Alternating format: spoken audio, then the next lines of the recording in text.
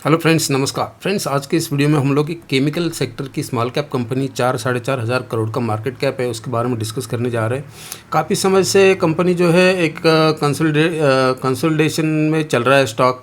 अब ट्रेंड में ही है स्टॉक, लेकिन कंसोलिडेशन चल रहा है स्टॉक के अंदर। और कंपनी का जो पी वगैरह है लेकिन कांस्टेंट है और सस्ता है स्टॉक।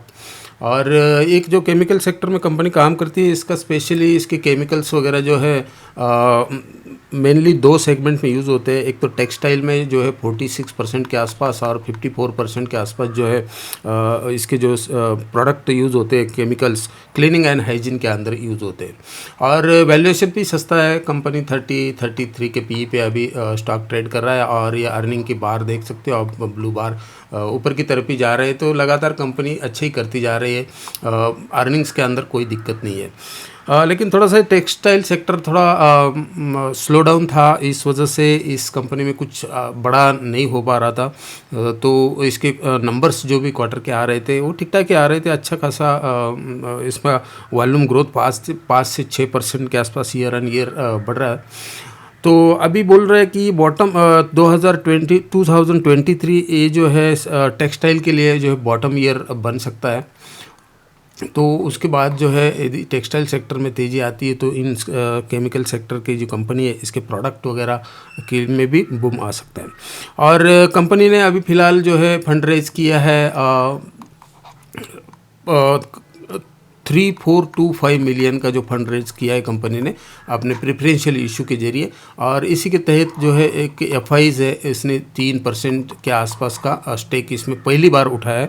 क्योंकि इससे पहले जो है इसके अंदर एफआईज थे नहीं, स्मॉल कैप कंपनी थी। डीआईज पहले से इसके अंदर 3-3.5% की स्टेक को होल्ड करते हैं। तो ये भी एक पॉजिटिव टेलविंड कंपनी के लिए है।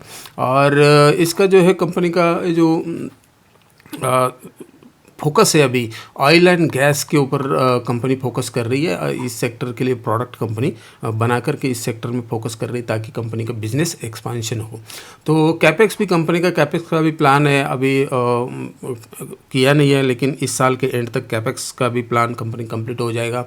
एक्विजिशन का भी जो न्यूज़ वो भी है, वो पाइपलाइन में कंपनी का अभी चल रहा है।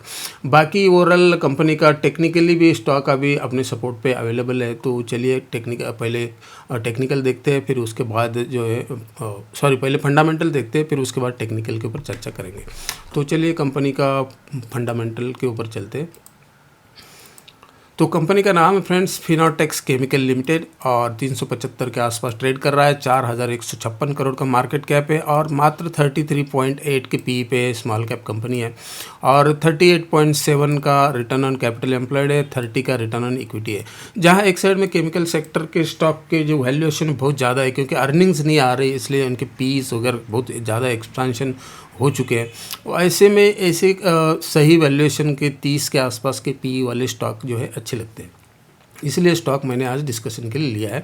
रिकमेंडेशन नहीं है फ्रेंड्स, एजुकेशन पर्पज से सब चीज़ें हम लोग डिस्कस करते रहते हैं। और क्वार्टर के नंबर भी देख सकते हैं, इन द लाइन है, कुछ ज़्यादा ही तोड़ फोड़ भी नहीं है। 132 करोड़ पिछले साल जून में और 153 करोड़ पिछले मार्च क्वार्टर में, और अभी जो है 142 करोड़ के है सेल्स कंपनी की रेवेन्यू। और ऑपरेटिंग प्रॉफिट 32 करोड़ थे पिछले साल, 35 करोड़ है पिछले क्वार्टर में 38 करोड़। मार्जिन्स कंपनी 24-25% के आसपास कॉन्स्टेंटली मेंटेन कर रही है। तो प्राइसिंग पावर है कंपनी के पास में। और नेट प्रॉफिट जो प्रॉफिट माइनस एक्सपेंडिचर जाने के बाद 29 करोड़ के बचे हैं और 30 करोड़ पिछले क्वार्टर में थे। 2.72 का EPS, 2.60 अभी क्वार्टर ऑन क्वार्टर बेसिस पे चल रहा है। और P&L स्टेटमेंट देखेंगे तो यहाँ पर कंपनी का पिछले साल का देख सकते हो रेवेन्यू 569 करोड़ का था, अभी TTM बेसिस पे 579 है। तो यहाँ पर भी ग्रोथ देखने के लिए मिल रही है। 148 का ऑपरेटिंग प्रॉफिट 152 करोड़ के हो गए हैं, तो यहाँ पर भी जंप है। और मार्जिन भी 26% इंटैक्ट कंपनी ने मेंटेन किए हुए हैं। और नेट प्रॉफिट जो है यहाँ पर 121 करोड़ के 124, और EPS देख सकते हो आप 10.82 से 11.10। तो अर्निंग्स कंपनी की बढ़ रही है, तो एक पॉजिटिव साइन है और केमिकल सेक्टर की कंपनी है। और बैलेंस शीट देखेंगे तो यहाँ पर कंपनी के पास कर्जा बहुत ही कम है, 5 करोड़ के आसपास कर्जा है, सिर्फ 425 करोड़ के रिजर्व्स है। और टोटल असेट्स कंपनी के ग्रोइंग मोड में है, देख सकते हैं यहाँ पर 267, 339, 423, 548 के अभी देखने के लिए मिल रहे हैं।